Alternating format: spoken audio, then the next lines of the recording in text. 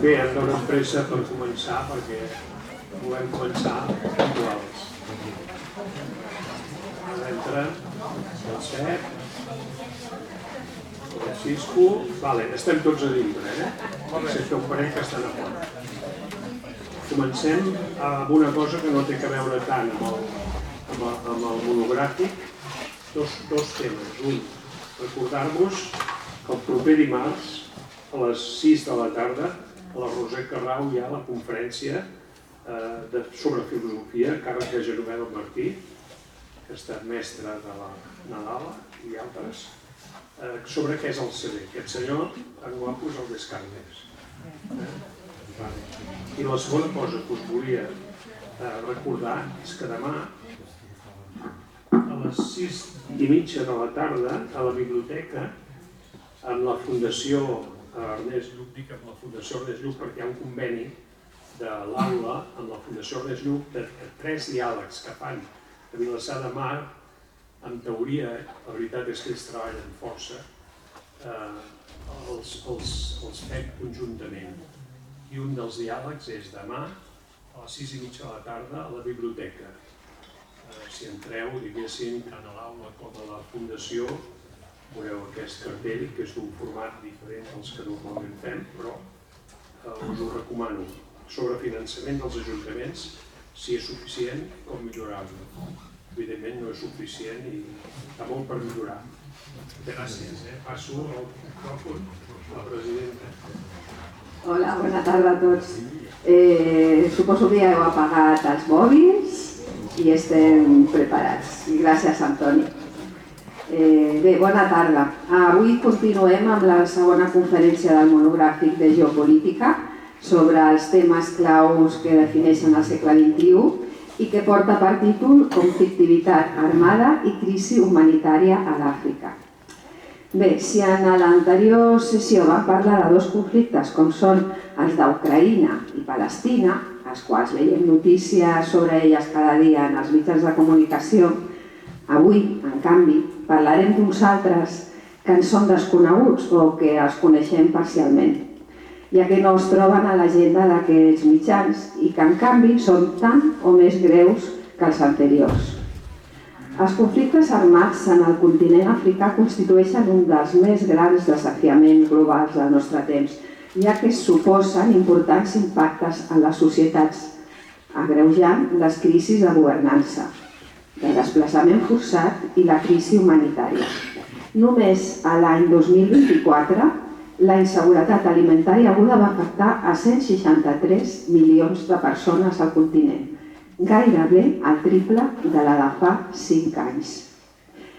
Bé, i per conèixer més a fons aquestes problemàtiques, comptem avui amb l'Ivan Navarro, que està al meu costat, i que ens farà una radiografia de la situació de violència que pateix Àfrica i dels seus efectes en la crisi humanitària. Ivan Navarro és doctor en Relacions Internacionals i Estudis Africans, investigador en el programa de Conflictes i Construcció de la Pau de l'Escola de Cultura Pau de la UAB i membre del grup d'estudis africans de la UAM i la Fundació africalle.org. Ivan, et passo la paraula. Mira el en aquest micro. Se sent o no? Hola, hola.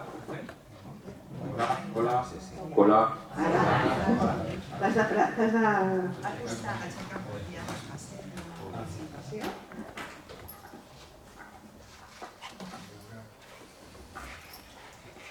Bueno, buena tarde a tothom. Muchas gracias, William, por la presentación y por la invitación. ¿No se oye? Hola. ¿Puedo poner el micro? No, ya están apagadas, ¿eh? Hola. ¿Sí? Bueno, a ver. Bueno, buenas tardes a tothom y muchas gracias a l'Aula de Centros Universitarios y a Miguel por la presentación. Y creo que faré la presentación en castellà. En català lo entenc molt bé, però com veis lo parlo molt malament. Però estic en això, ¿vale? Mi idea, cuando me hicieron la invitación para pasar esta tarde con vosotras, ¿me oyes? Hola, hola.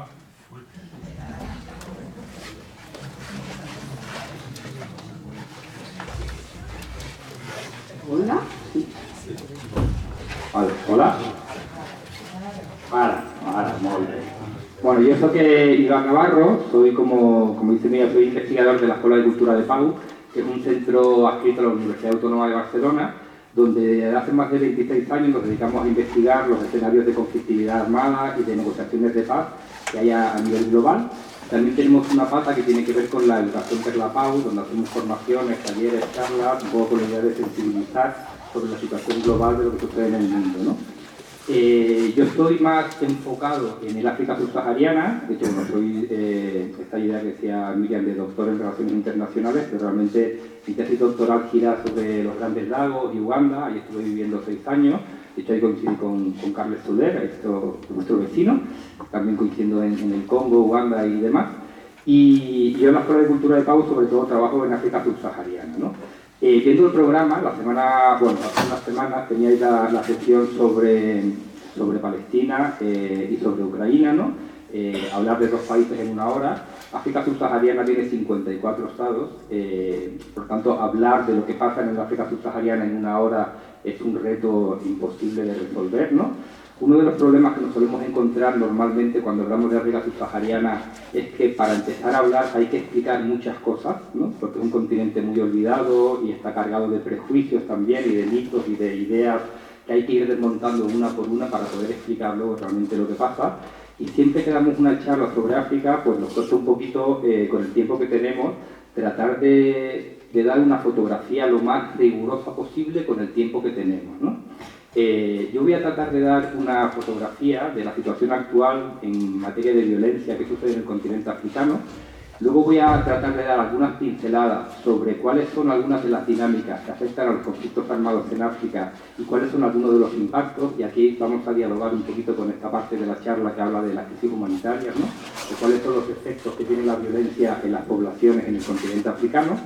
Y en un tercer momento me gustaría plantearos un poco cuál es la respuesta en materia de paz y seguridad que se está poniendo en marcha en el continente africano y cuáles son un poco los resultados que está teniendo esta respuesta, si están sirviendo o no para contener la violencia en África, ¿vale? Ya os pido disculpas porque seguramente algunos temas que toque voy a ir lanzando como algunas ideas y los voy a dejar ahí, ¿no? Como decía Boaventura de Sousa por ahí, que cada quien tire un poco del hilo si queréis luego la parte de preguntas, porque requeriría como mucho más esfuerzo para hablar con mucho más rigor de ciertos temas que voy a dejar un poquito en el aire, pero por cuestiones de tiempo no, es imposible, ¿no? Y también, bueno, deciros, ¿no? Yo hablo desde un lugar muy concreto y muy particular, ¿no? Yo soy investigador europeo, blanco, heterosexual, que tengo una serie de privilegios académicos, ¿no? Seguramente si estuviese aquí una persona africana, racializada, hablaría de la misma situación desde un lugar muy diferente al del cual voy a hablar yo, ¿no? Por lo tanto, bueno, lo que digo yo no es la verdad absoluta, sino simplemente bueno, una mirada más que ayude un poco a comprender, ¿no? La violencia desde el lugar desde el cual yo hablo, ¿no? Shock. No sé si conocéis, pero bueno, igual que tenemos en Europa la Unión Europea, el continente africano está la Unión Africana, que vendría siendo un poco el hermano, ¿no? En el año 2013, la Unión Africana puso en marcha un programa que se llamaba Silenciar las armas en el año 2020, ¿no? Ya os hago un spoiler, ¿no? De que el objetivo no se ha logrado, ¿no? Este programa surgía en el año 2013 porque a partir del año 2010 en el continente africano ha vuelto a surgir una nueva oleada de escenarios de violencia que anteriormente, sobre todo a partir del año 2000, había habido una reducción importante de la violencia en el continente africano y a partir del año 2010 el continente africano vuelve a estar un poquito marcado por los escenarios de conflictividad armada que ahora os enseñaré un poquito cuáles son, ¿no? Hay varias razones, ¿no? Hemos pasado de una época, sobre todo en la década de los 90, donde los niveles de violencia en África eran enormes, ¿no? Aquí, por suerte, podemos hablar de Ruanda y seguramente todas recordáis Ruanda, Liberia, Sierra Leona, una serie de guerras que azotaron durísimamente el continente africano, o Biafra en Nigeria, ¿no? En los años 60. Yo cuando hablo con mis estudiantes de esto ya les suena completamente a chino, ¿no? Que hablas de Ruanda y es como, ¿y esto dónde está, no? Pero yo creo que en este foro sí podemos hablar de estos temas porque seguramente nos suenen mucho, ¿no? Del año 94, ¿no? Pues pasamos de una época, de hecho el 94 coincidió que estaba allí en la República Democrática del Congo, ¿no? Cuando fue el genocidio en Ruanda y el desplazamiento de todas las personas hacia el Congo, ¿no? Yo te voy nombrando lugares para que luego tires cuchara, pues a partir de ese año, o sea, a finales de la década de los 90, se redujo sustancialmente la violencia en el continente africano. De hecho, ya se hablaba de un nuevo escenario político en África, ¿no? Donde hablaba del afro-optimismo, ¿no? Una nueva situación política donde África estaba despegando y donde era posible construir una África diferente porque muchos conflictos armados que habían azotado al continente empezaban a desaparecer, ¿no? Se lograron acuerdos de paz importantes en Ruanda, en el Congo, en Angola, en Liberia, en Sierra Leona, y parecía que la guerra empezaba a llegar a su fin en el continente africano.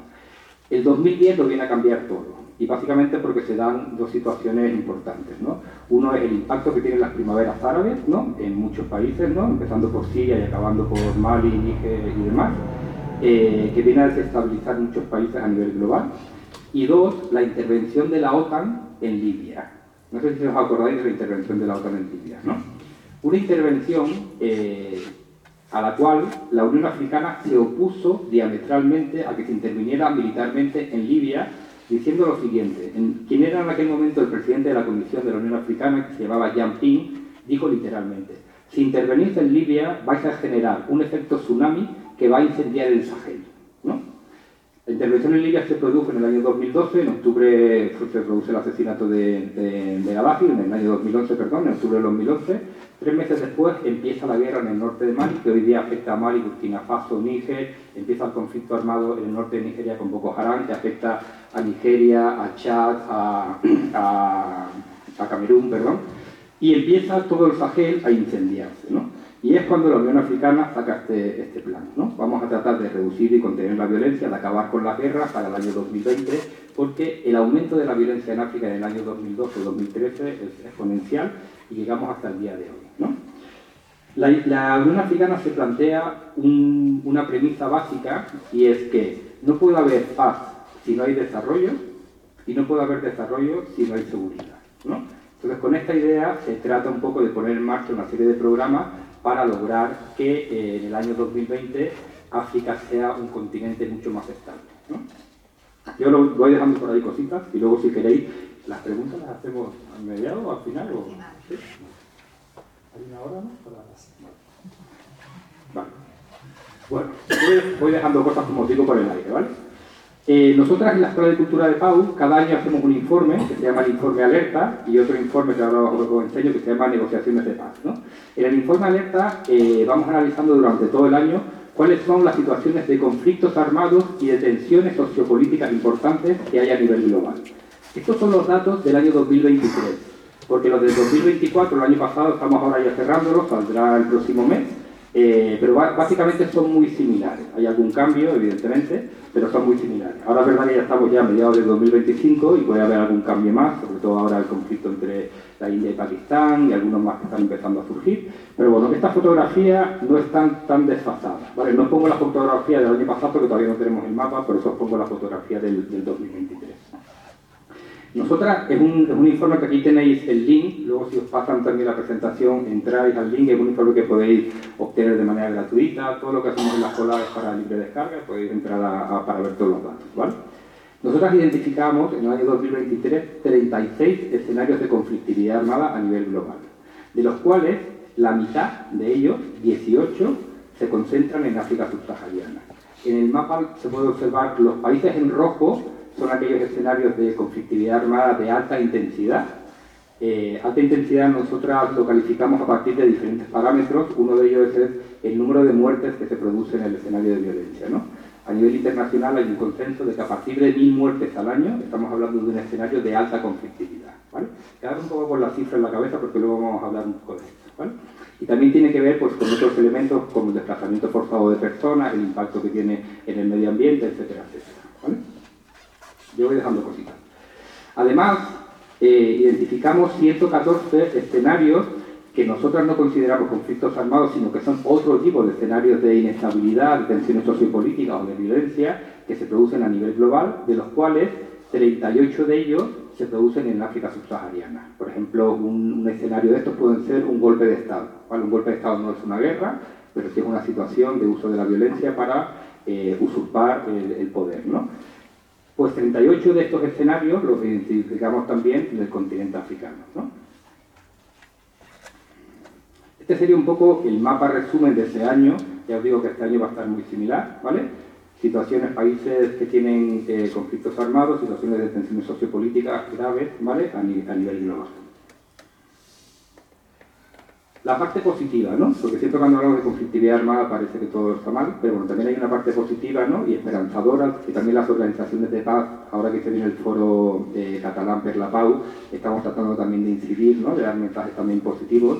Hay también a nivel global, en el año 2023 identificábamos 45 procesos y negociaciones de paz que están abiertos a nivel internacional, es decir, se están tratando de buscar resolución a los escenarios de violencia o de crisis política a partir de la negociación política y no del uso de las armas.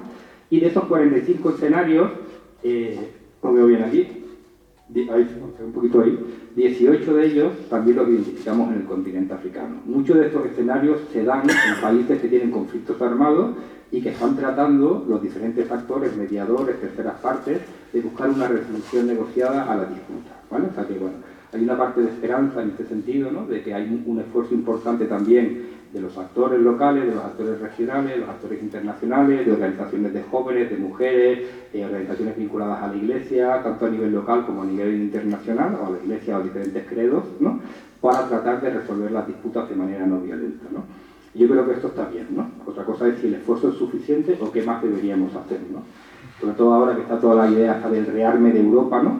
Porque el foco lo ponemos ahí, ¿no? En el rearme, y por qué no ponemos el foco en buscar diplomacia e impulsar la diplomacia para resolver los conflictos a nivel global, ¿no? Eso es un tema a resolver, ¿no? Esta es la fotografía de África, ¿vale? Tenemos 18 casos de conflictos armados, como os decía antes. 18 casos no significan 18 países, ¿vale? Porque hay, si os fijáis, hay países que tienen varios escenarios de conflictividad armada, ¿vale? Por ejemplo, ahí os marcaba, bueno, ahora que te muestro, me levanto, ¿no? No sé si lo veis bien, pero aquí os marco, por ejemplo, Etiopía tiene varios escenarios de violencia en el país, ¿no? Tiene la guerra en la región de Oromilla, tiene la guerra en la región de Amhara, tenía la guerra en la región de Tigray, ahora ya no, porque se firmó un acuerdo de paz el año pasado y por lo tanto en el año 2023, por lo tanto ya el conflicto se ha resuelto. Y luego tiene varias situaciones internas o internacionales que también están generando un impacto en el país, ¿no? La tensión con su vecino Eritrea, la tensión con Somalia, con Egipto, con Sudán, etcétera, etcétera, etcétera, ¿no? Básicamente lo que me interesa resaltar de aquí es hay países que tienen varios escenarios de conflictividad armada, como veis. Hay otros países donde un escenario de conflictividad armada impacta en varios países de la región, que luego lo veremos, pero aquí, por ejemplo, estaría el caso del lago Chad. Si veis ahí el lago Chad, hay un actor armado ahí que se llama Boko Haram. No sé si os suena Boko Haram, ¿vale? Esa guerra empieza en el año 2009 y se extiende posteriormente. Empieza en el norte de Nigeria, únicamente en la región del norte, y ahora ya es una guerra completamente regionalizada, ¿no? Afecta al norte de Nigeria, afecta a su país vecino del norte, que es Chad, a toda la región del sur de Níger, perdón, de Difa, afecta al Chad y afecta al norte de Camerún. Tiene un conflicto armado que empieza en un lugar concreto, se extiende afectando a 4 países diferentes, ¿vale? Yo voy dejando por ahí cositas. Cuando hablamos de crisis de seguridad en el continente africano, hablamos también de crisis de gobernanza, ¿vale? Una de las características de los conflictos armados en el continente africano en la última década es que cuando empiezan los conflictos armados en muchos de los países, al cabo de un tiempo, más corto o más largo, acaban habiendo golpes de Estado por parte del ejército para tomar el control de las instituciones políticas del país, y hoy en día podemos caminar casi desde el Océano Atlántico, bueno, no casi no, caminamos desde el Océano Atlántico hasta el Mar Rojo, solamente pasando por países dirigidos por juntas militares. No sé si os ubicáis bien en el mapa de África. Estas son las Canarias, aquí donde yo vengo. Guinea, que tiene una junta militar. Mali, que tiene otra junta militar. Faso. Níger, que tiene otra junta militar. Chad, con otra junta militar en el poder. Y Sudán, con otra junta militar en el poder, ¿vale? Y luego si bajamos, pues aquí está Gabón, que también hay un golpe de Estado con otra junta militar en el poder, ¿no? Esto es muy significativo porque desde hace décadas, desde el año 2000, la Unión Africana, en aquella época se llamaba la Organización para la Unidad Africana, la OUA, que se reconvirtió en la Unión Africana, en sus estatutos fundacionales acordaron prohibir el reconocimiento de los estados golpistas en el continente. Es decir, aquellos gobiernos que llegasen al poder por medidas no constitucionales no serían reconocidos por la Unión Africana. Esto tuvo un efecto importante porque redujo de manera exponencial los golpes de Estado en el continente africano, porque si nadie te reconoce, pues por lo tanto ya los militares se lo pensaban dos veces a la hora de dar un golpe de Estado, ¿no? En los últimos años hemos tenido una oleada de golpes de Estado, y bueno, cuando hablo de oleada es una palabra que no me gusta utilizar porque es un poco alarmista, pero la realidad es que hemos tenido 10, 12, 15 golpes de Estado en los últimos 7 años y el número de golpes de Estado ha sido enorme, ¿no? Y hoy en día,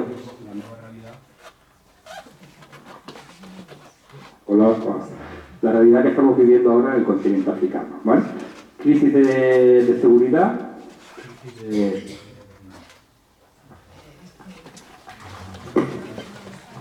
¿sí? Vale. Bueno, ahí lo voy a dejar, ¿vale? Bueno, algunas características de la violencia. Bueno, un primer apunte, ¿no? Yo creo que cuando hablamos de conflictividad armada en los países africanos, una de las premisas es tratar de no hacer generalizaciones sobre lo que sucede en África, ¿no? Lo que pasa en Mali no tiene nada que ver con lo que pasa en Sudán, y lo que pasa en Sudán no tiene nada que ver con lo que pasa en Mozambique o con lo que pasa en Somalia, ¿no? Eso aquí a veces es de perogrullo. Cuando analizamos la guerra en Gaza y la guerra en Ucrania, nadie diría que no tiene nada que ver lo que pasa en Ucrania con lo que pasa en Gaza, ¿no? Cuando hablamos de África, lo más común es que todo tiene que ver con lo mismo, ¿no? Y bueno, eso es un primer elemento que cuesta de construir, ¿no? Y es importante hacerlo porque las respuestas que se hagan a los conflictos armados en el continente africano, si no son respuestas basadas en la realidad concreta de cada uno de los países, son respuestas que no van a dar resultados, ¿no? Yo voy a tratar de generar como dos grandes ideas de algunas de las características para ayudar a entender la violencia en África, ¿no? Podemos hablar de muchas más, pero por tiempo me he centrado en estas dos, ¿no?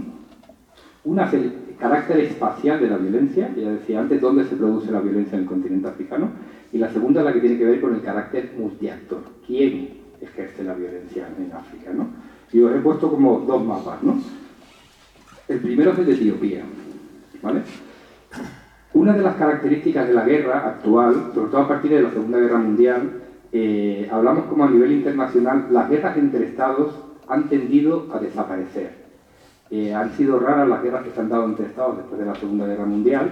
En el continente africano han habido muy pocos conflictos armados que han enfrentado a dos estados, sobre todo después de la época de la descolonización, y son conflictos que realmente casi no existían, ¿no? A nivel internacional pasaba un poco lo mismo, ¿no? Quedaba un poco, bueno, el conflicto ahí latente, ¿no? Entre Corea del Norte y Corea del Sur, quedaba la disputa pendiente ahí entre India y Pakistán por Cachemira, que acabó de volver hasta allá.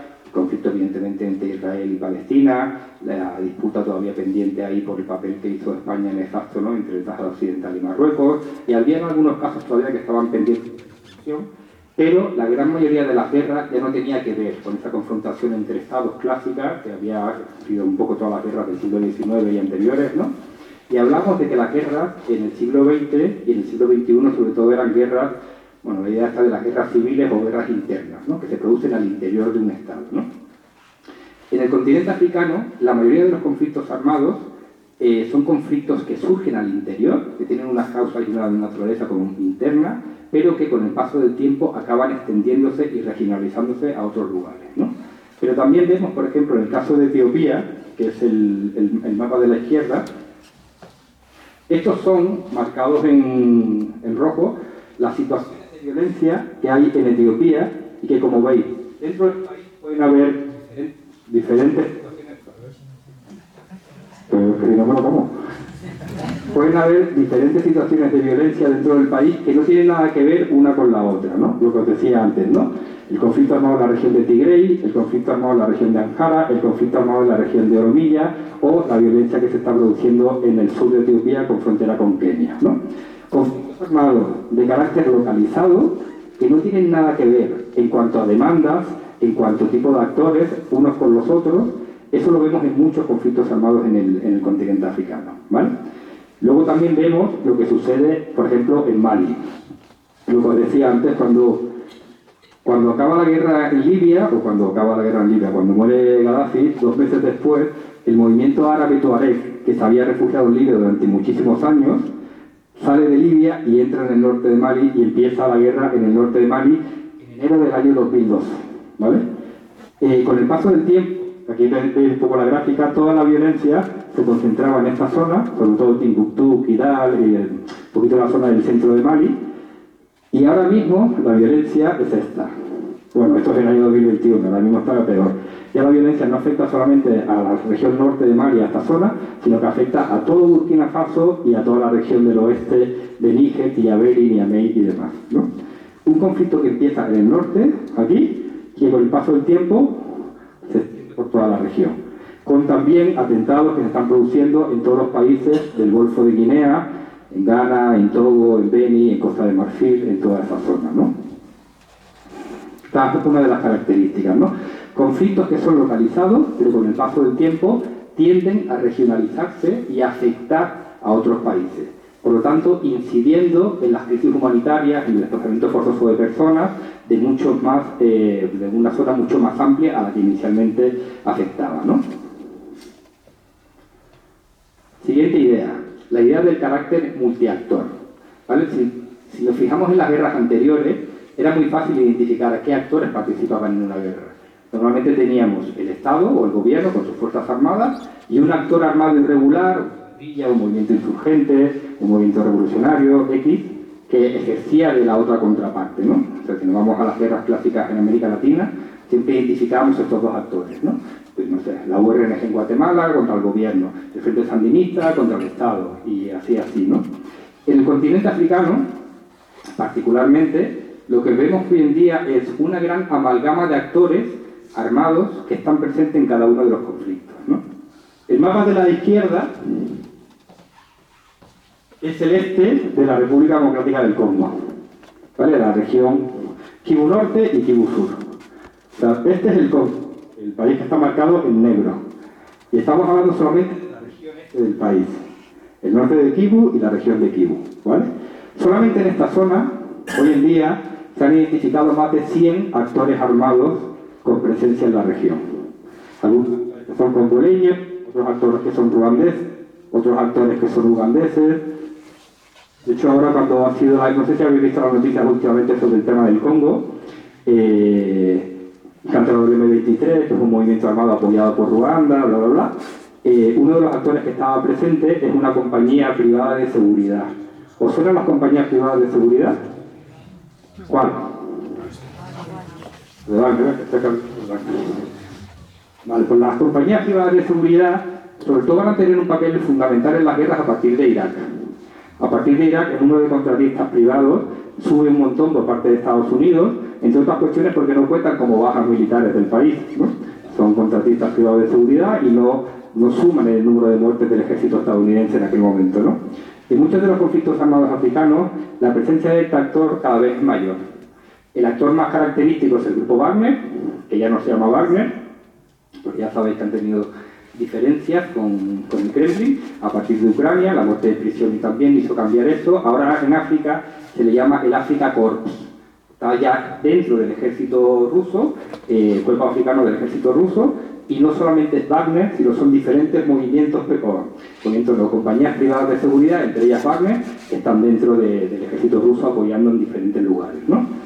Pero no solamente es Wagner, también hay otras compañías sudafricanas, estadounidenses. De hecho, cuando fue ahora lo del M23 en Congo, la compañía privada, cuando entraron a Goma, no sé si viste la noticia, Carles, era una compañía privada de seguridad de Rumanía. ¿Qué dices tú? ¿Qué chingados hacen los rumanos en el este de Congo? ¿No? Y claro, y Rumanía cuando la ves, dices, Rumanía no tiene una historia tampoco militar muy potente, ¿no?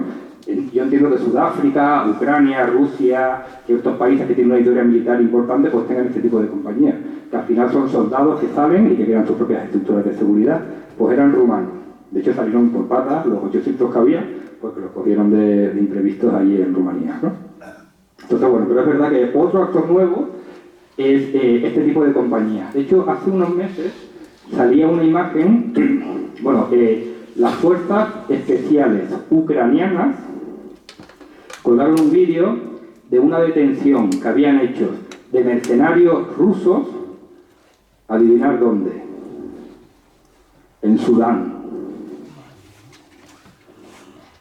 Fuerzas especiales ucranianas combatiendo a Rusia o los intereses rusos en Sudán, porque Wagner está apoyando a uno de los actores de la guerra, que es el grupo paramilitar Rapid Support Force, desde hace años, y los ucranianos apoyaron por estar combatiendo del lado de las Fuerzas Armadas, contra los intereses rusos, ¿no?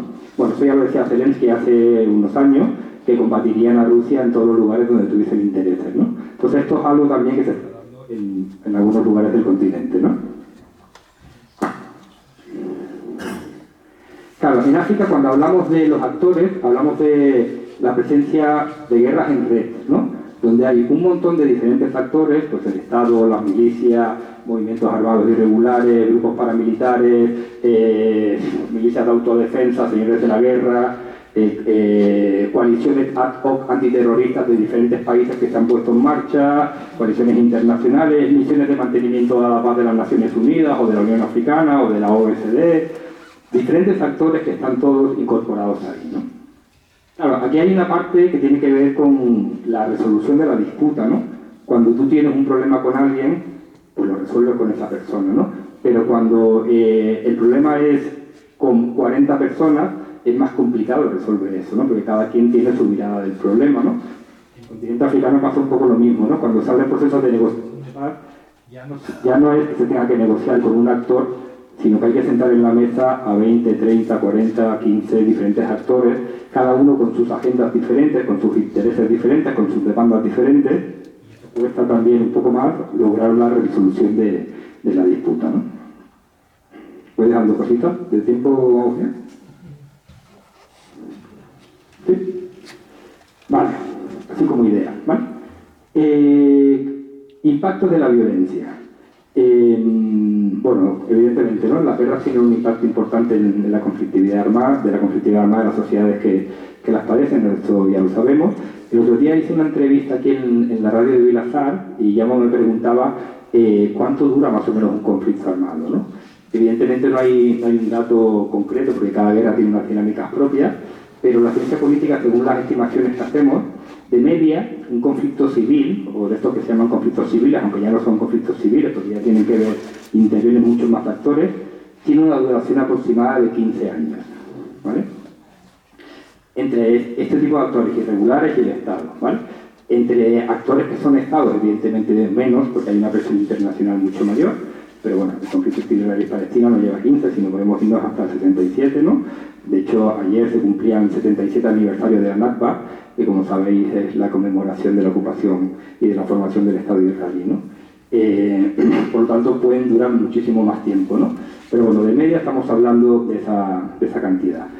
Claro, en todo ese periodo que se produce la violencia, el impacto que tiene la violencia en la sociedad, en las poblaciones, en el medio ambiente, en la cultura, es enorme, ¿no? Yo os quería plantear como 3 impactos de los múltiples que hay para que veamos un poquito la situación, ¿no? El primero tiene que ver con la mortalidad y con lo que estamos observando en los últimos años, ¿no? Que tampoco es una sorpresa para nadie en esta sala, imagino, ¿no? El gráfico de arriba marca cuál es el porcentaje de conflictos armados en los últimos 11 años, 12 años, del año 2012, que tienen una grave intensidad. Y más o menos estamos en los últimos años, la mitad de los escenarios de conflictividad armada a nivel global son de alta intensidad, ¿vale? Otros años pueden haber habido más guerras incluso, pero esa intensidad no era tan fuerte, ¿no? Pero es verdad que a partir del año 2012, el 2013 y sobre todo 2014, no sé si os acordáis cuando era todo el epicentro de la violencia en Siria, en Irak, en toda la región del Levante, en Libia y en otros lugares, pues la violencia desde ese momento hasta el día de hoy a nivel internacional no ha hecho sino, ¿no? Abajo tenéis el gráfico de la proporción de conflictos armados de alta intensidad, de media y de baja intensidad que hay a nivel global, ¿no? Y como podéis observar abajo, el último gráfico es el de África. Más de la mitad de los conflictos armados que se producen en el continente africano son de alta intensidad, ¿no? Es decir, generan un importante impacto en la población a nivel del número de víctimas mortales, superan el 1 millar de víctimas mortales en desplazamiento forzoso de personas, en las crisis humanitarias, etcétera, en violencia de género, violencia sexual contra las mujeres, etcétera, etcétera, etcétera.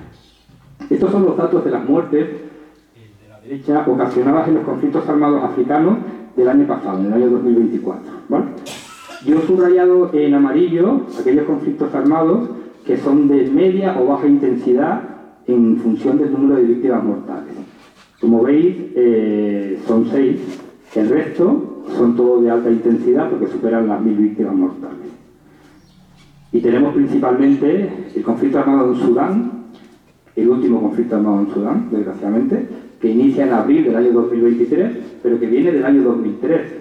Imagino que os acordáis de Darfur, ¿no? Sonaba un poco Darfur, toda la región del oeste del país, que la guerra empieza realmente en el año 2003, pero ahora hay una guerra mayor que involucra a todo el país y que también está afectando a Darfur, a Kordofán y a otros lugares que antes había una guerra, pero ya están todos en la misma, ¿no? El año pasado, en el año 2024, se contabilizaron casi 15.000, bueno, ya casi no, 15.597 víctimas mortales, ¿vale? Con una intensidad enorme. Dos partes enfrentadas, el grupo paramilitar y el Estado sudanés, una guerra que luego veremos a nivel del impacto que ha tenido el desplazamiento forzoso de personas, el conflicto más importante que hay ahora mismo en el continente africano, el conflicto en Sudán, ¿vale? Y luego iríamos al Sahel Occidental, Mali, Níger y Burkina Faso, a la Chad, etc. ¿Vale? Este dato a mí me parece muy interesante. En África también a partir de las primaveras árabes, del surgimiento del Estado Islámico a nivel internacional, se ha generado también una especie de competencia por el territorio en aquellos lugares donde el Estado Islámico y Al-Qaeda tenían presencia en el continente africano, ¿vale? Se han ido generando como coaliciones de grupos armados que antes no tenían ninguna vinculación ni con Al-Qaeda ni con el Estado Islámico, y a partir del año 2014 se empiezan a generar lealtades a uno de estos grupos, ¿vale? Esta gráfica que veis aquí habla del número de muertes provocadas por todos los actores yihadistas en el continente africano durante el año 2023. En total, 23.000 víctimas mortales. Aquí estamos hablando de todos los grupos vinculados con Al-Qaeda, con el Estado Islámico, en todo el territorio. En Mali, en Níger, en Burkina Faso, en Libia, en Somalia, en Sudán, en Mozambique, en Nigeria, en todo el territorio del continente africano. Todos los grupos yihadistas de África, todos juntos. Boko Haram, Al-Shabaab, el Lord Resistance Army, el Estado Islámico en el Gran Sahara, Al-Qaeda en el Magreb Islámico, todos. 20.000 víctimas mortales. Mismo año. Estas son las muertes provocadas por el ejército israelí en Gaza. 45.000. Estas no son las muertes totales, esto solamente es 2023. Voy otra vez para atrás.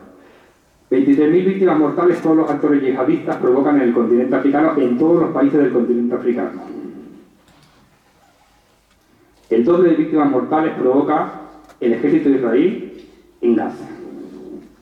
El mismo periodo de tiempo, un mismo actor. Y esto es Gaza. Y lo otro es el Marenne.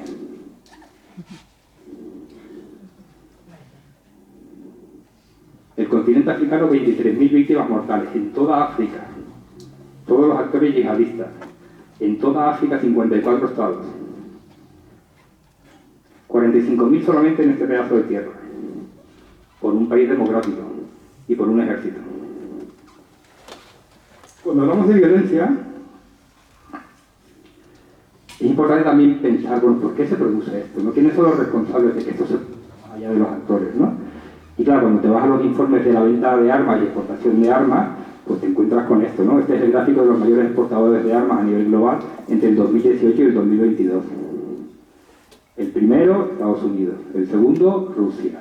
El tercero, Francia. El cuarto, China. El quinto, Alemania. Si saltas a Alemania, tienes a Italia. El séptimo, Reino Unido. Y luego el octavo, estamos nosotras ahí. ¿Esto qué es? ¿Qué os resuena estos 5 países? ¿Quiénes son?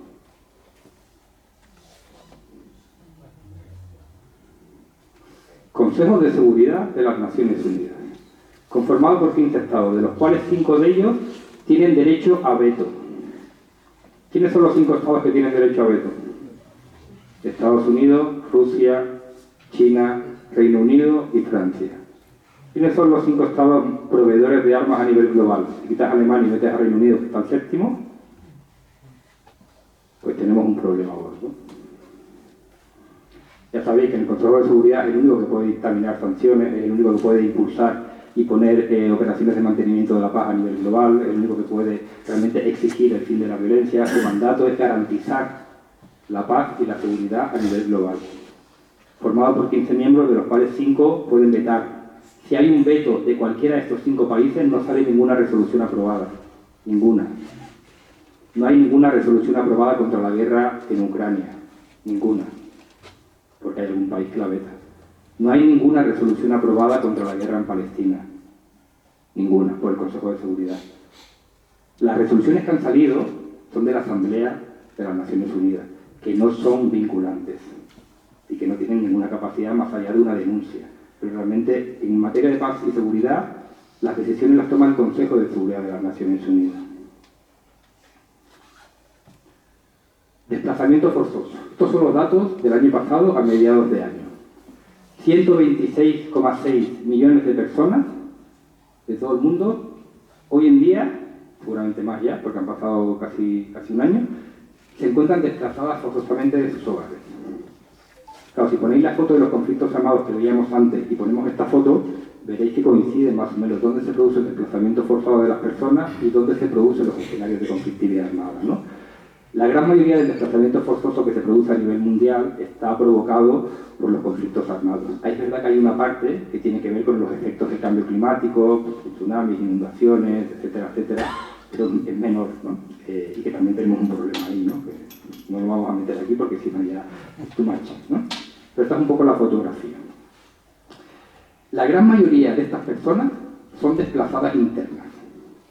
Es decir, de los 126 millones de personas, aquí hay personas refugiadas, personas desplazadas internas, personas solicitantes de asilo, o sea, todas las categorías que establece las Naciones Unidas, de la ACNUR,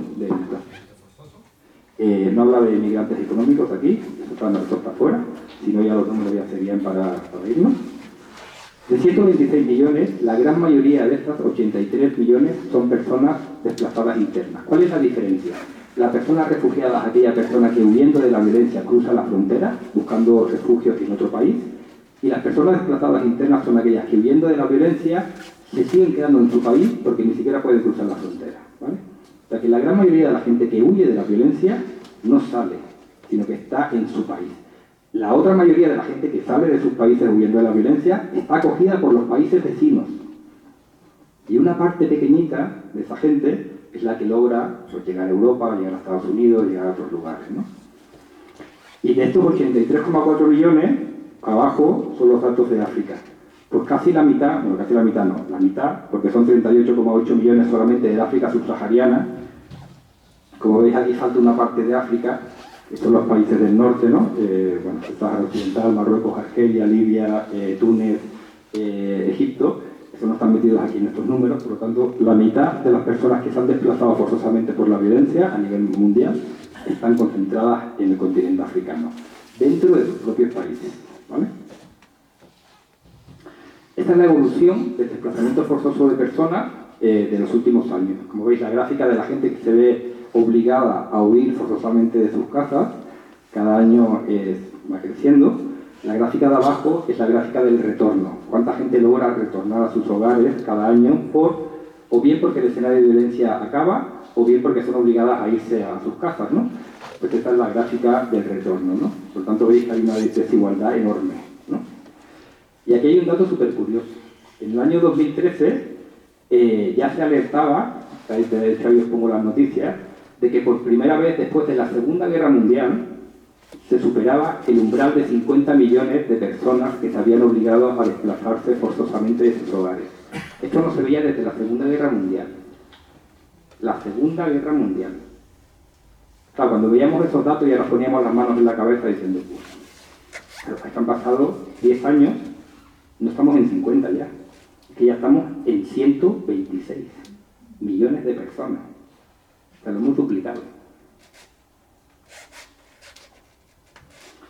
Aquí os pongo algunas gráficas con alguna información de lo que sucede en el continente africano, ¿no? Que es el continente que mayor porcentaje de personas desplazadas genera, el crecimiento que va teniendo el nivel de desplazamiento forzoso en África cada año. el 33% de la población del continente africano está desplazada actualmente principalmente por los escenarios de la violencia. Y bueno, el crecimiento que es cada año, pues, los datos cada vez son un poco más tristes, ¿no?, de ver. Y esto es la República Democrática del Congo, que a veces se nos olvida también. El circulito amarillo, estos datos son de hace 3 años. No creo que hayan cambiado mucho, y si han cambiado van a peor, desgraciadamente. El circulito amarillo habla del número de personas desplazadas internas que tiene el país, el Congo. O sea, Congo tiene, o tenía en ese momento, más de 4 millones de personas desplazadas internas. Las flechitas hacia afuera, estas, indican cuántas personas del Congo, principalmente de esta región, de Kivu, han huido del país por la violencia. 56.000 se han refugiado en Tanzania, 34.000 se han refugiado en Zambia, 38.500 en Angola, 89.000 en Uganda, 15.000 en Sudán del Sur. Pero de repente hay una flechita de Sudán del Sur que dice, está dentro del Congo. Esto es 89.000 personas que vienen de Sudán del Sur huyendo de la guerra de Sudán del Sur, se han refugiado en el Congo.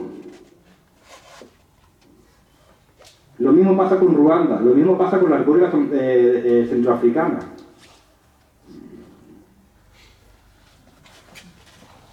No sé si os acordáis, cuando establecíamos esta idea de las cuotas en la Unión Europea, cuántos podíamos acoger de los diferentes países. Hubo un momento dado cuando ya la Unión Europea se abrió de manera solidaria, antes de Ucrania, claro, el acuerdo de cuotas creo que estaba en 120.000 personas para acoger entre los 17 estados. O sea, solamente Congo acoge a esa cantidad de personas en un territorio que está marcado por la guerra y la violencia. Claro, cuando ves estos números, te estalla la cabeza. Como un país como Congo puede acoger refugiados de otros países cuando estén en una situación como la que están, ¿no? Cada año el Consejo Noruego, aquí os pongo también los enlaces, establece cuáles son las 10 crisis de desplazamiento forzoso más desatendidas del mundo. Y para hablar de desatención, ellas hablan de tres criterios, ¿no? Uno es la falta de financiación, 2 es la falta de presencia de estas crisis en los medios de comunicación, y el tercero es la falta de respuestas políticas para resolver las crisis, ¿no? El informe del año 2021, todas las 10 crisis más desatendidas del mundo estaban en el continente africano. El informe del 2023, todas, menos la de Honduras, también se encontraban en el continente africano. Yo lo dejo por ahí, cositas. Crisis humanitaria. Pues un poco lo mismo, ¿no?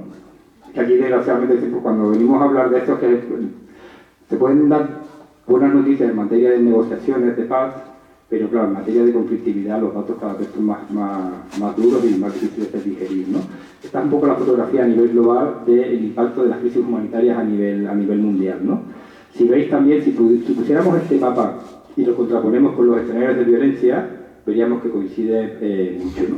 De hecho, las mayores crisis humanitarias actualmente, la mayor de todas está en Sudán, tendríamos también Afganistán, tendríamos Myanmar, evidentemente Palestina, Siria, Ucrania, la República Democrática del Congo, Somalia, y luego ya nos iríamos, bueno, Colombia, Venezuela y algunos países de América Latina. Aquí tenéis un poquito los datos de África para hablar de crisis humanitaria, ¿no? Solamente la región del África meridional, que es el África del sur, y el África oriental, que es el África del este, ¿no? 85 millones de personas están en situación de necesidad de asistencia humanitaria, ¿no? La gran mayoría de ellos, el 35%, solamente concentrados en Sudán, ¿no? Le sigue Oriente Medio y Norte de África, por tanto África también está presente ahí, aunque los datos de Oriente Medio principalmente Siria y Palestina, principalmente y Líbano. Y luego la tercera región del mundo sería el África Occidental y el África Central con 57 millones, ¿no? Principalmente por el Chad, ¿no? Hay un informe, bueno, cada año salen los datos, ¿no? De cuáles son los números de las personas que necesitan asistencia humanitaria en cada uno de los países, ¿no? Y os he puesto aquí algunos de África para que veáis, ¿no? Aquí básicamente está el país, las personas que necesitan atención, los requerimientos que hacen las agencias de Naciones Unidas para poder atender a esta población, con lo mínimo, ¿no? Y la cantidad de dinero que se consigue o que han conseguido para lograr atender las necesidades de asistencia humanitaria en cada uno de los países. Como veis, aquí el porcentaje, Pues Sudán del Sur ha conseguido el 16% y en Mali no se ha conseguido ni el 7,2% de las necesidades de asistencia humanitaria que se requieren, ¿no? A nivel global, ¿no? Hay un concepto que habla de la necropolítica, que no sé si lo habéis leído. Hay un historiador africano que se llama Chibembembe y otros historiadores que hablan de la necropolítica. Se habla sobre todo de qué vidas son importantes y cuáles no, ¿no?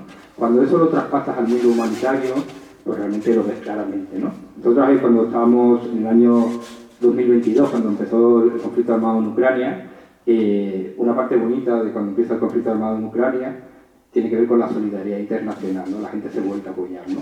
Lo cual es súper bonito verlo y de agradecer, ¿no? De hecho, en Ucrania el llamamiento humanitario que se hizo, se consiguió el 100% de la financiación en un día. Claro, cuando nos íbamos al Sahel Occidental, a ver qué pasaba con el Sahel Occidental, ¿no? Ese mismo año, el llamamiento, a final de año, no en un día, sino en 365 días, había logrado el 12%.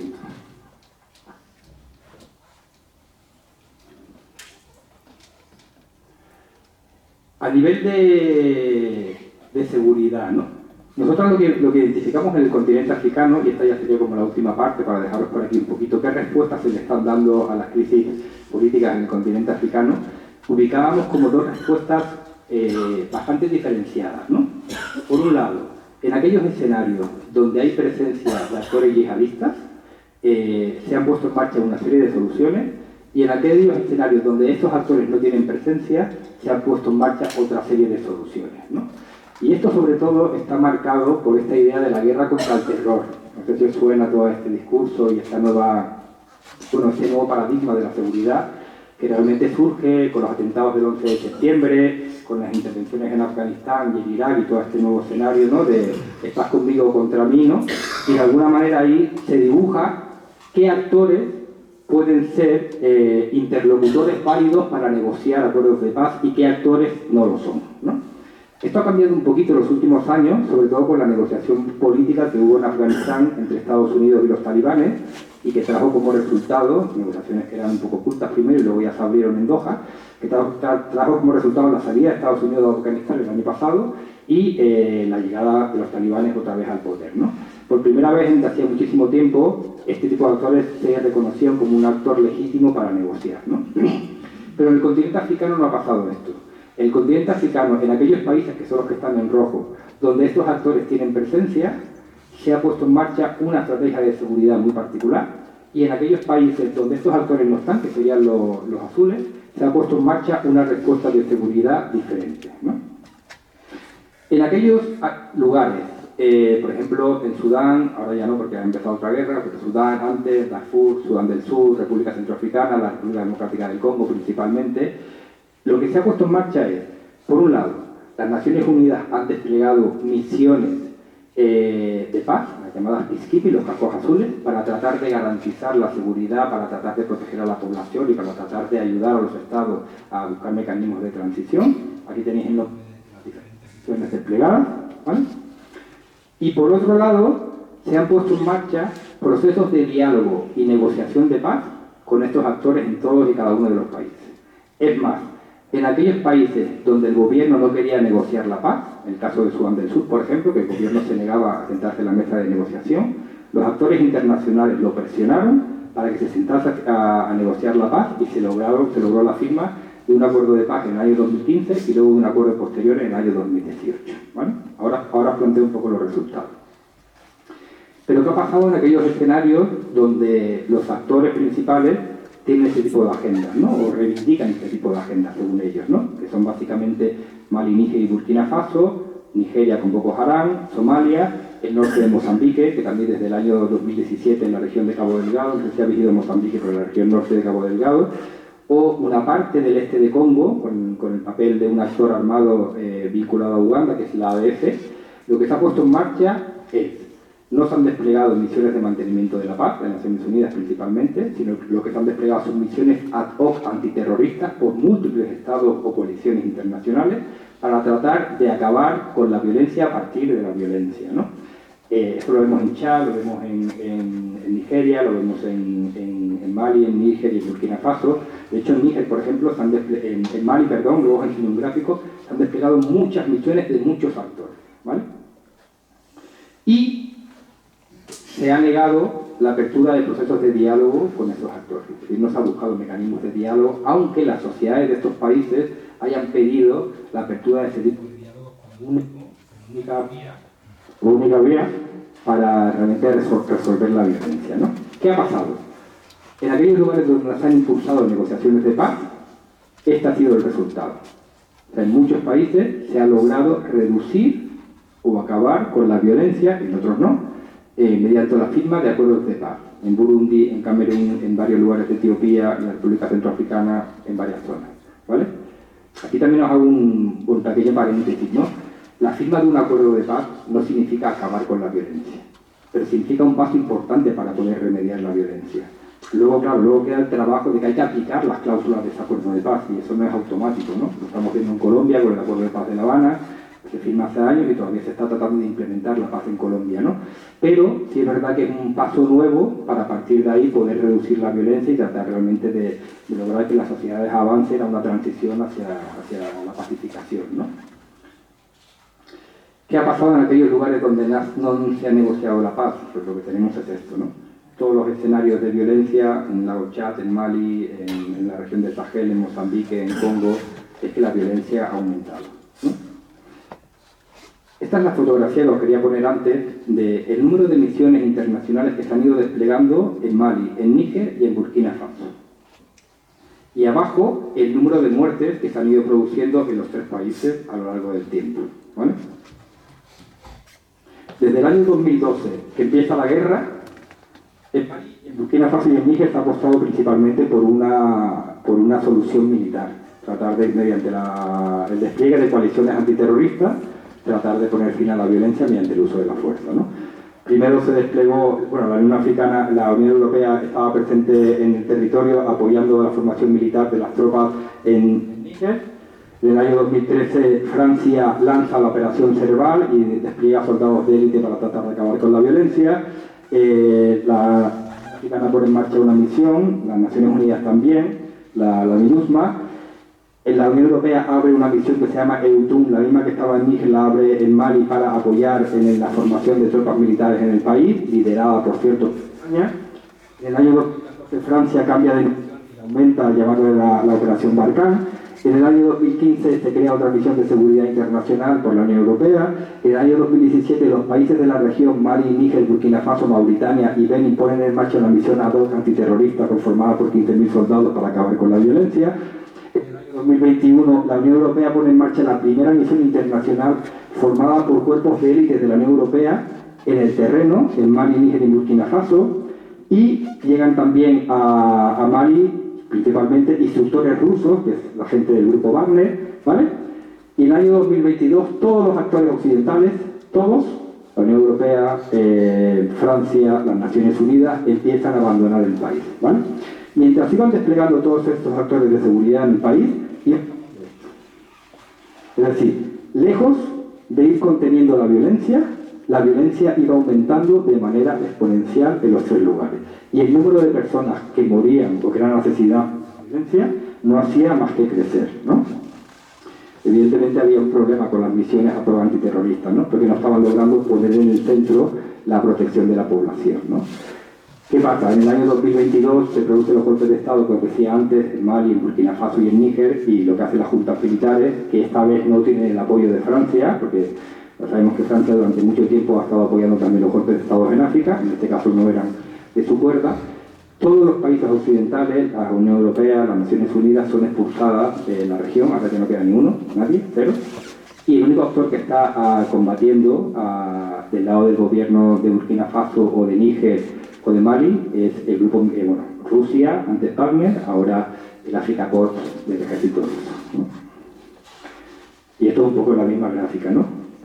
Número de escenarios de violencia. Esta es la región que os decía, Mali, Níger y Burkina Faso, año 2015, los puntitos son la intensidad de la violencia que hay en la zona, 2015, ¿vale? 2024, con todas las misiones desplegadas, y ya de salida, esta es la violencia en la zona. ¿Vale? Y nada, ya para ir cerrando, aquí venía un poco el spoiler que os hacía anteriormente, ¿no? Si recordáis, ¿no? El programa de la Unión Africana, ¿no? Cuando surge en el año 2013, nosotros identificábamos en África en aquel momento 13 escenarios de conflictividad armada en el continente africano, y estos son los que identificamos en el año 2023, ¿no? 18 escenarios de violencia armada y cada vez más intensa en todo el continente africano. O sea, el programa no es que no solo no haya funcionado, ¿no? Sino que lo que se ha generado, desgraciadamente, es que la violencia en el continente africano siga creciendo y afecte cada vez más a más poblaciones en todo el continente africano, ¿no? Por lo tanto, pues nada, se plantean retos importantes. Muchos de los países que os comentaba también, hay procesos de negociación de paz que están logrando frutos en algunos de ellos. Ahora también toda la arquitectura de paz y seguridad se está transformando también en África, sobre todo en la región del Sahel occidental, en Mali, Níger y en Burkina Faso, porque los resultados que se han tenido desde la última década pues han ayudado realmente a reducir y a proteger a la población civil. Y bueno, pues tenemos retos importantes para seguir construyendo, ¿no? Y yo creo que el llamamiento más importante, ¿no? Sabemos que, bueno, es complicado, ¿no? Hablar de África y tener a África presente, ¿no? Cuando tenemos conflictos que, bueno, que nos acaparan más y normal, ¿no? Como el caso de Ucrania o como el caso de Gaza, ¿no? Pero bueno, que también estemos un poco al pendiente, ¿no? De lo que sucede en el continente para, bueno, por lo menos estar informados, ¿no? Y os pongo aquí también alguna bibliografía por si queréis luego tocarla. Y nada, muchas gracias por vuestro tiempo y por la paciencia. Y no sé si tenéis preguntas, comentarios, críticas.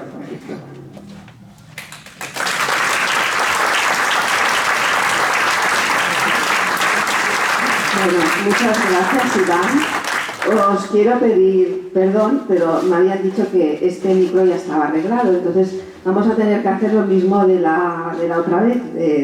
Es decir, que vosotros os levantéis, hagáis la pregunta, pues de la sala no es muy grande y se oye bien. Yo le dejo el micro a él para que os conteste, ¿de acuerdo?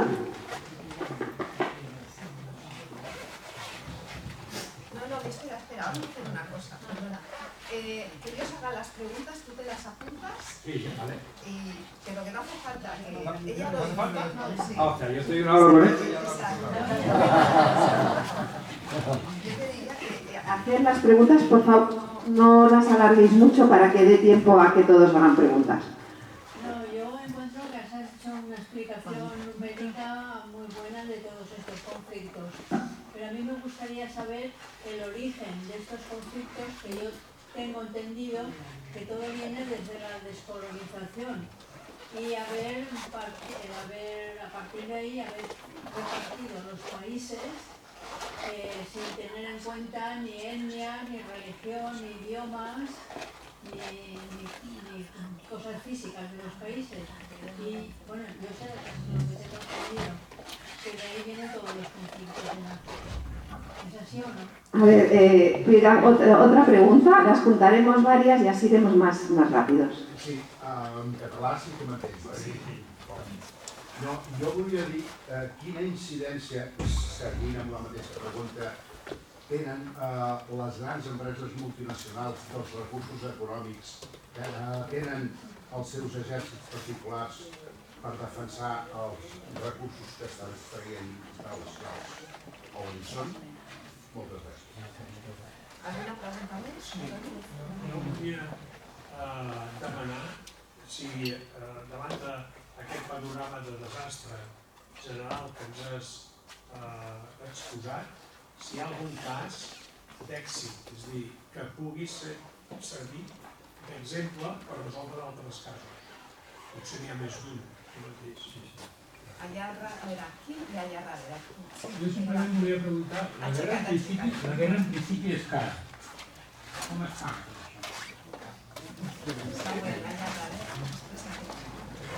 Hola, jo volia comentar, com ha dit aquella senyora, has comentat molt els números i com està la situació, però has explicat poc l'origen de les guerres i les causes. I bàsicament el que voldríem saber, jo voldria saber, el tema de Líbia que has comentat, d'aquell senyor que va dir-ho del tsunami, que si trencaven amb Líbia hi hauria un tsunami, què ha passat exactament perquè abans hi havia una dictadura. igual passa a Algèria, que hi havia Egipte eren germans musulmans i està molt controlat, però qualsevol dia ja pot explotar, i Algèria igual, que està molt tranquil, però fa uns anys hi havia molta guerra. Vull dir, si des de la vostra visió recomaneu que les dictadures en algun cas poden ser contenedores de violència. A final del segle passat estava un conflicte d'Angola, que no sé si entra en el tema d'avui, però ara ha desaparegut de primera línia de notícies. Si pots explicar alguna cosa de com està ara la situació d'Angola, perquè al segle passat hi havia tota la invasió d'elements cubans, mestres, soldats, de tot, metges, cap a Angola. Ara no sé com està, si pots explicar.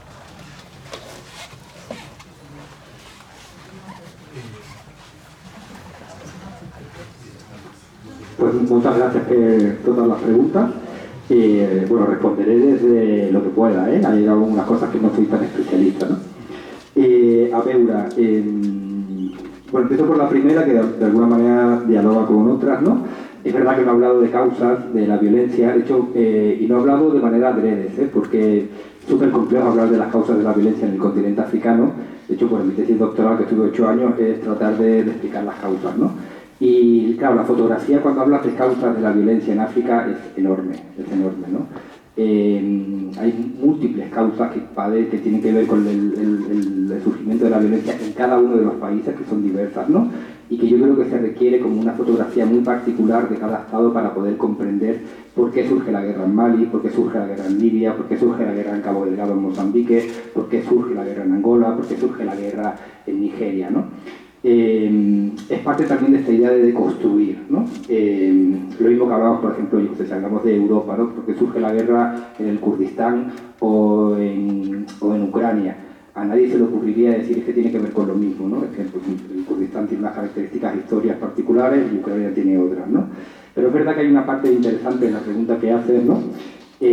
Con todo el tema de la descolonización, ¿no? Hay una parte que tiene que ver, ¿no?, con las fronteras coloniales que se generaron en el continente africano, con esta repartición de la conferencia de Berlín, ¿no?, que se hizo del continente africano, y que después los propios estados africanos, cuando surge la resolución de Naciones Unidas sobre las independencias, la autodeterminación, el derecho a la autodeterminación de los pueblos, ¿no?, asumen esas fronteras coloniales.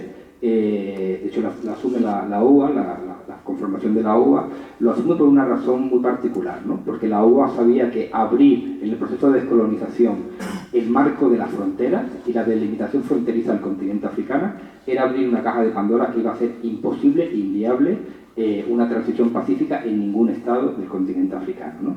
Entonces, si os fijáis, la mayoría de las fronteras que hoy están en el continente africano tiene que ver con la conferencia de Berlín.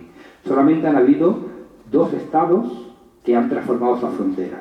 Uno fue Etiopía y Eritrea, por la guerra dentro de Etiopía, que hizo que Eritrea se separase en el año 91, y por lo tanto Etiopía perdió parte del territorio porque ahora hay 2 estados. Y el otro es Sudán y Sudán del Sur, que también la guerra que se genera, el acuerdo de paz del año 2005, genera la posibilidad de hacer un referéndum, y entonces en ese referéndum la parte del sur del país decide conformar un nuevo estado, y ahora tenemos a Sudán del Sur desde el año 2011, 2012, y a Sudán como 2 estados diferenciados, ¿no? O sea, hay una parte que tiene que ver con la herencia colonial, hay una parte que tiene que ver con cómo se han establecido esas fronteras y dónde están los pueblos, sobre todo los pueblos nómadas en muchas zonas de África, ¿no?, que han visto impedidos sus modos de vida porque ahora no pueden cruzar las fronteras de Kenia a Uganda o a Tanzania, y eso evidentemente ha generado tensiones importantes, y en algunos casos se puede explicar por ahí. También hay otras cuestiones, ¿no? En cualquier lugar del mundo las transiciones políticas siempre son convulsas, ¿no? Cuando la gente habla de África, que siempre se están matando, bueno, pues lo mismo que hicimos en Europa cuando conformamos los Estados-nación. Es decir, ¿cómo se ha conformado el Estado europeo? No sé si habéis leído a Charles Tilly, pero él dice, su principal tesis es: el Estado hace la guerra igual que la guerra hace el Estado. En Europa estuvimos 500 años en guerra para construir los Estados-nación que tenemos hoy en día. 500 años.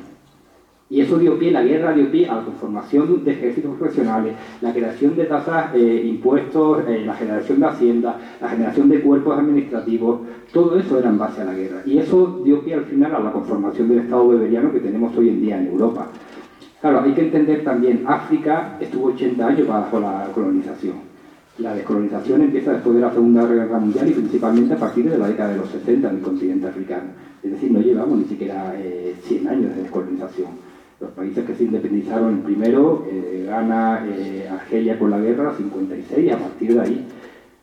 Sudáfrica, acordaros de que Nelson Mandela toma el poder en Sudáfrica en 1994, que es cuando acaba el apartheid, que es cuando podemos hablar de que realmente Sudáfrica, es verdad que Sudáfrica no se considera un estado colonial, pero sí un estado regido por las minorías blancas, por tanto es a partir de ese momento cuando Sudáfrica realmente se consolida como tal, ¿no?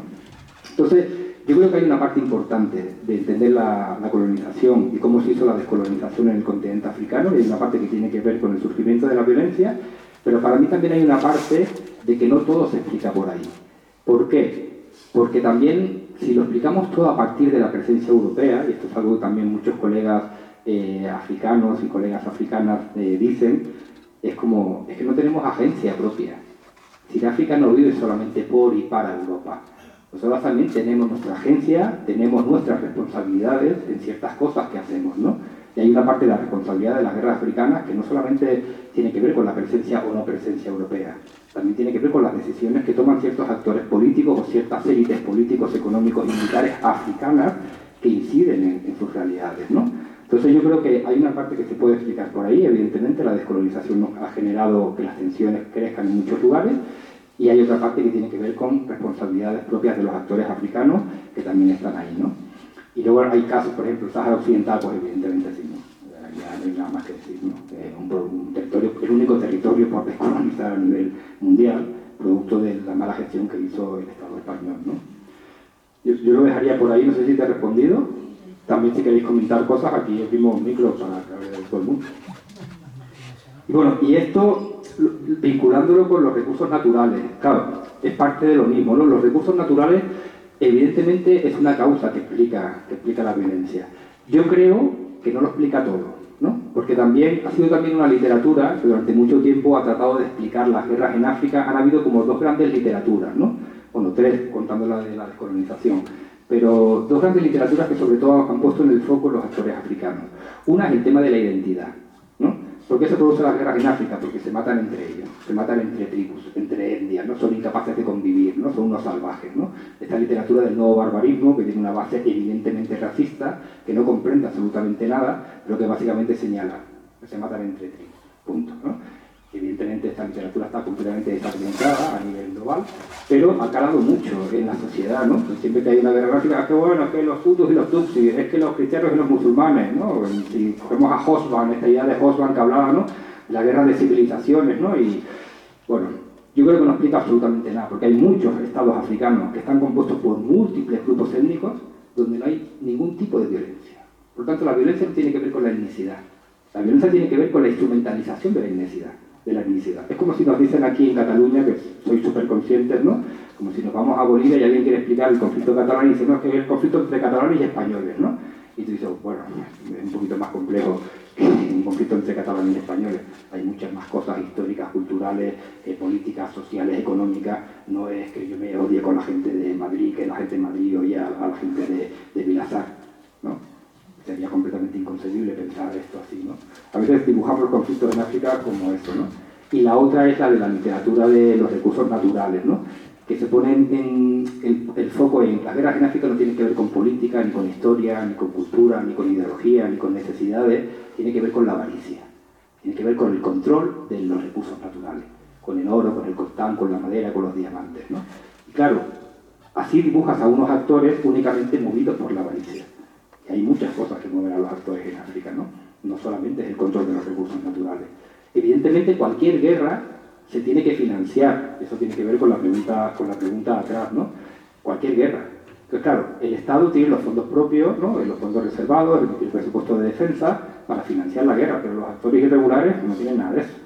¿Qué hacen para financiar la guerra? ¿No? ¿Qué hace aquí ETA para financiar sus acciones armadas? Secuestrar, extorsionar, ¿no? Acciones ilegales, evidentemente. ¿Qué hacen los movimientos armados en el continente africano en algunos lugares? Los recursos naturales están ahí. ¿Cómo puedo yo sacar dinero para poder mantener una estructura militar?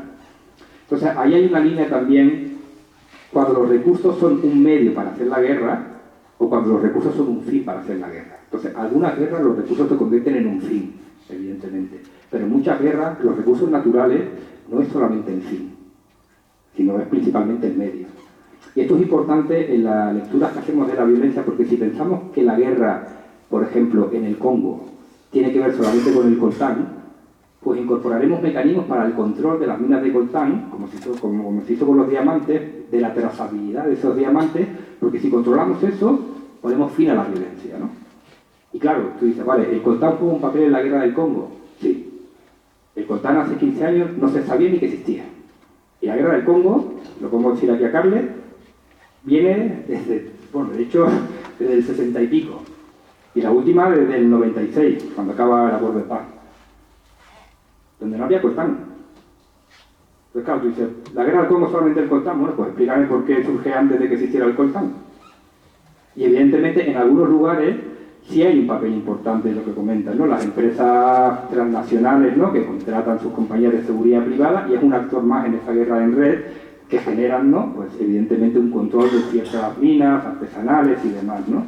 El grupo Wagner, por ejemplo, está en Sudán. Claro, cuando empieza la guerra en Sudán, me acuerdo que hablaba con algunos periodistas y me decían, bueno, ¿cuál es la presencia de Wagner? Quiere controlar el Estado, ¿no? Y Wagner lleva 10 años ahí metido en Sudán. No tiene ningún interés en la geopolítica de la región. Solamente controla las minas de oro con los grupos paramilitares. Y ya está. No, ahora no vamos a poner a Wagner como el causante de la violencia en Sudán, no. Tiene que ver con el control de las minas de oro porque siempre han sacado de ahí provecho. Y es un elemento que incita a la violencia, pero que no es el único para explicar toda la violencia. Y claro, eso tiene que ver con cómo se pagan las guerras, ¿no? Que no sé quién comentaba de cómo se pagan las guerras, pero claro, pues por parte del Estado está claro, ¿no? Y por parte de los actores armados, pues una parte tiene que ver con esto, ¿no? Tiene que ver con fuentes de financiación ilegal, por ejemplo, pues todo el tema de los recursos naturales en aquellos lugares donde hay recursos naturales, ¿no? Aquí, claro, hay un elemento también interesante. ¿Qué recursos naturales? Porque, por ejemplo, hay una distinción entre los recursos naturales que son saqueables y los recursos naturales que no son saqueables. Por ejemplo, los recursos naturales que son saqueables y que los actores pueden sacar beneficio económico. El oro, el diamante, el coltán, la madera, porque los pueden transportar y porque se pueden vender en el mercado negro. Pero ¿qué pasa con los hidrocarburos? El petróleo, el gas. Hay gente que dice, no, es que la guerra en Mozambique en el norte tiene que ver con el control del petróleo y del gas. Y tú dices, bueno, si el grupo armado controla el petróleo y el gas, ¿dónde lo va a vender? Porque el mercado de la venta de hidrocarburos es un mercado que está controlado.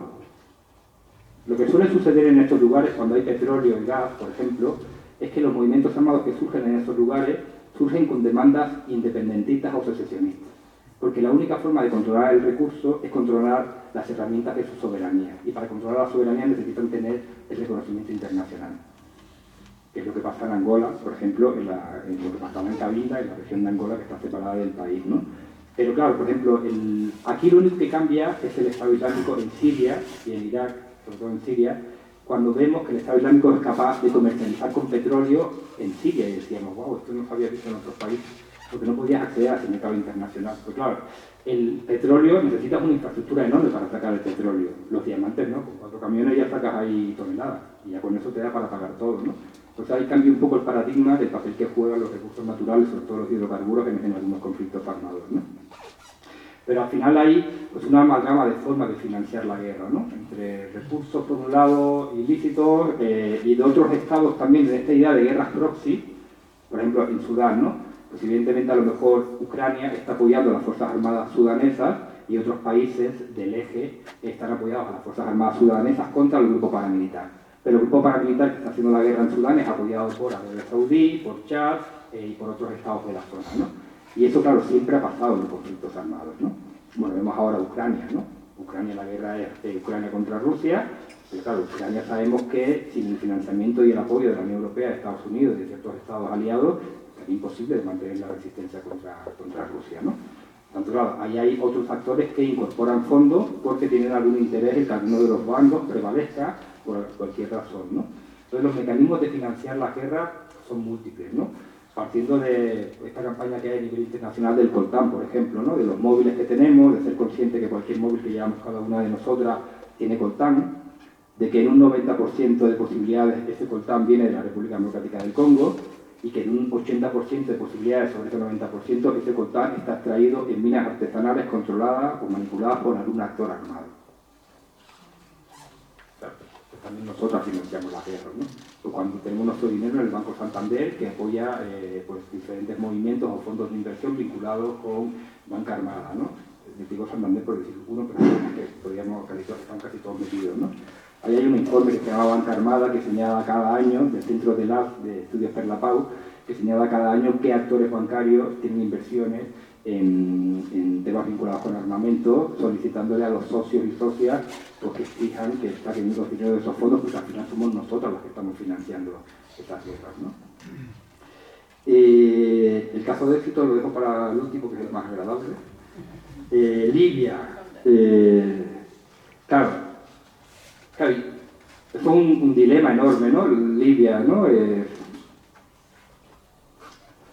¿Qué pasaba antes de la intervención de la OTAN en Libia, ¿no? Un poco lo que pasa con Argelia, ¿no? Libia era la contención del yihadismo en África. Y Gaddafi tenía muy poca simpatía por el movimiento yihadista, ¿no?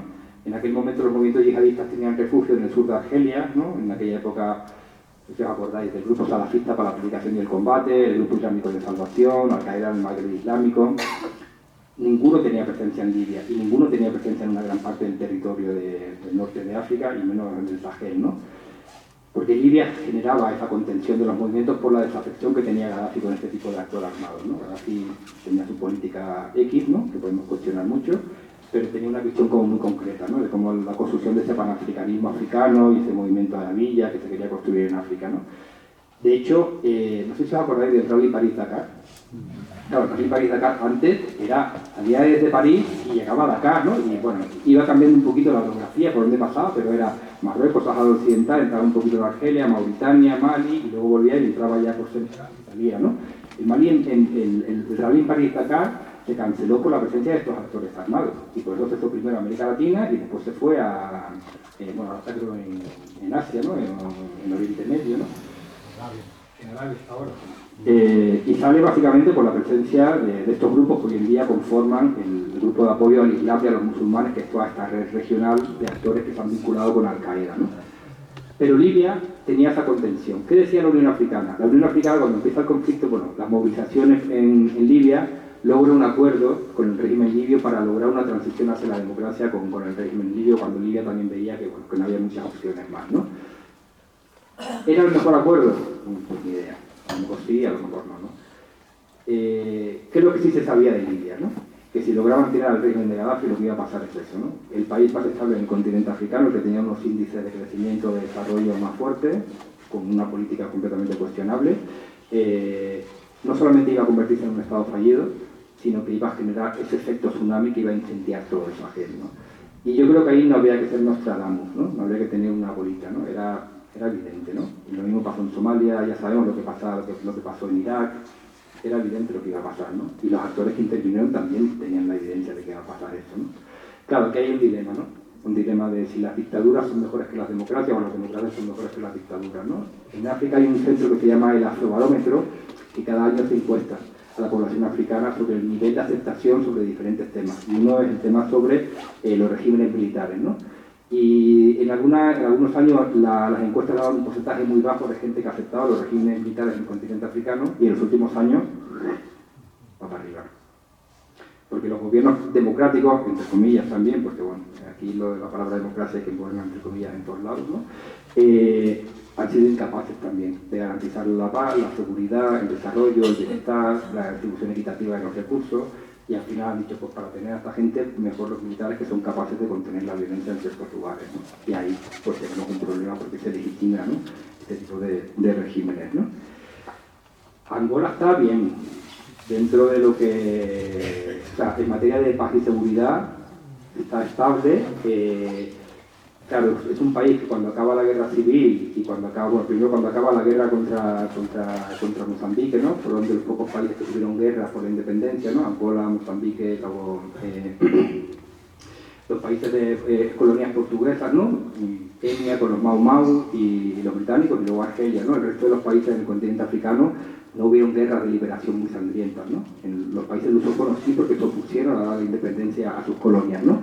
La guerra acaba cuando se produce la Revolución de los Claveles en Portugal y hace que el régimen Novo de Salazar cae, y eso hace que también que Portugal diga, no podemos más con la... De hecho, bueno, la Revolución de los Claveles se produce en parte por los militares cansados de las guerras en los territorios africanos, ¿no? Que no podían más, y los territorios como Timor Oriental y demás, ¿no?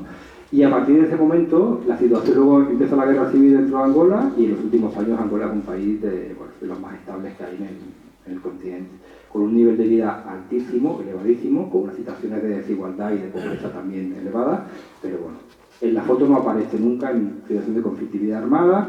Está el enclave ese de Cabinda, que está ahí, que es un enclave que tiene petróleo y que se quiere independizar de la otra parte, pero bueno, por ahora un poco un calma.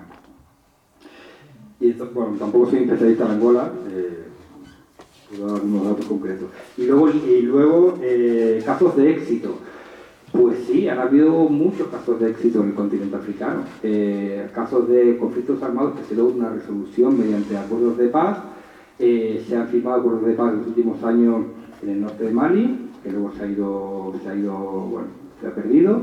En la República Centroafricana, en Sudán del Sur hubo un acuerdo de paz en el año 2015, que bueno, está ahí pendiente ahora. En los años anteriores sí también, ¿no? Liberia, Sierra Leona, Angola, por ejemplo. Hay muchos países africanos que han transitado la guerra y mediante acuerdos de paz han logrado realmente resolver las disputas. ¿Qué pasa ahora? Claro, ahora hay un escenario que imagino que lo habréis hablado con Oscar, ¿no? Lo que tenemos ahora en Ucrania y lo que tenemos ahora en Gaza no solamente va a afectar a Ucrania y a Gaza, ¿no? El hecho de que, por ejemplo, Israel haga lo que le dé absolutamente la gana, viole sistemáticamente el derecho internacional humanitario y la respuesta de la comunidad internacional de entre pena, lástima y vergüenza, eso genera un efecto evidentemente en otros países, ¿no? Que ven como, bueno, a mí me dices que yo tengo que cumplir los derechos humanos, a mí me dices que yo tengo que respetar los convenios de Ginebra, a mí me dices que yo tengo que respetar el derecho internacional, y hace lo que le da la gana, pues evidentemente eso va a tener un efecto, ¿no? De hecho, las manifestaciones de Trump también, ¿no? Por el tema de Groenlandia, ¿no? De que se anexará en Groenlandia, ¿no? O el canal de Panamá, eso también tiene un efecto, ¿no? Tiene un efecto ahora que empieza la guerra en India y en Pakistán, en Cachemira, que llevaban años con un conflicto latente pero que estaba ahí contenido. Tiene el efecto de que Ruanda entra en el este de la República Democrática del Congo y de alguna manera manifiesta que esa parte, ¿no? de los volcanes por paseo se lo pueda anexionar. Y tiene el efecto de que muchos países empiezan a subir la voz a un nivel que tú decías, esto era inconcebible hace 5 años, era inconcebible. Pero claro, si el país de referencia dice y hace lo que le da la gana, pues qué efecto puede tener esto en otros países, ¿no? Y en materia de negociación de paz también, ¿no?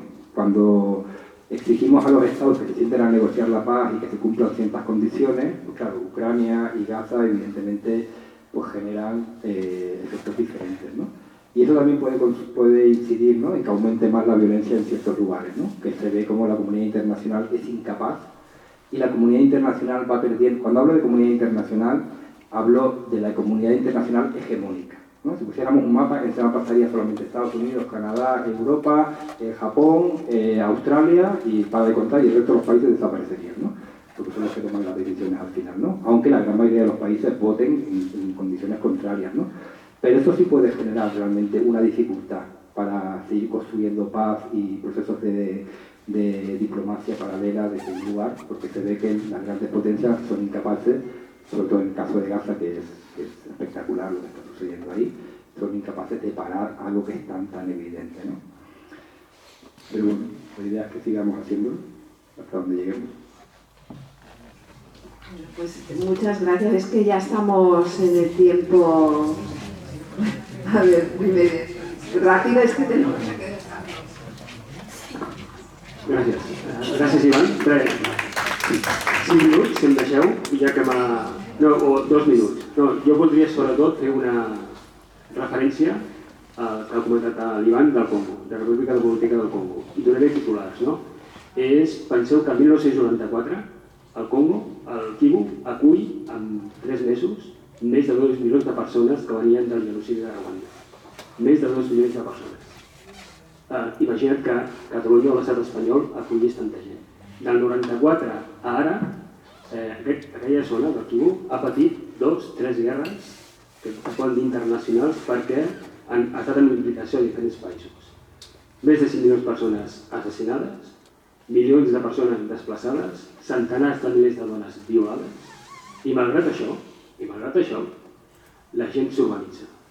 És a dir, una de les coses que hem de trencar, mites que hem de trencar, que l'Àfrica no s'organitza. Mentida.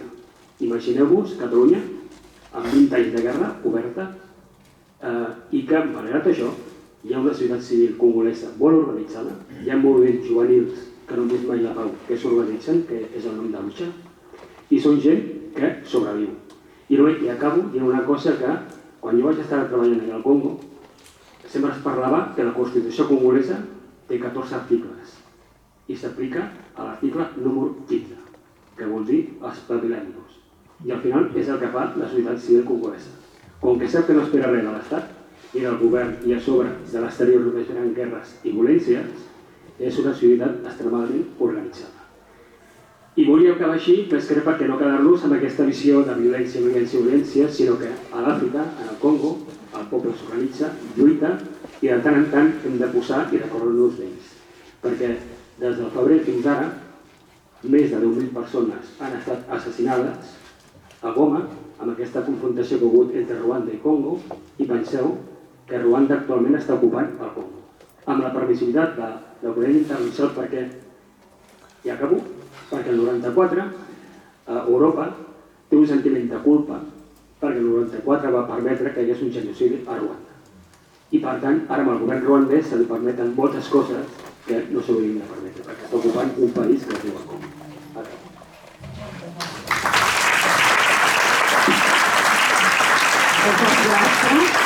És que darrere de nosaltres hi ha una altra activitat i ens obliguen a acabar la discussió.